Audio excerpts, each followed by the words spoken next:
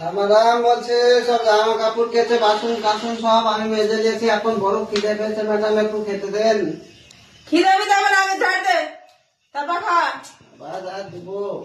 হ্যাঁ ঝাড় দিয়ে লাগে।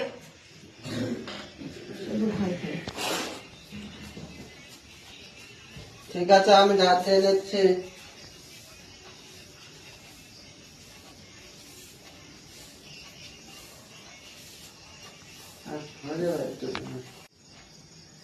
ম্যাডাম রাত দেওয়া হয়ে গেছে, এবার আমাকে খেতে দেন একটু।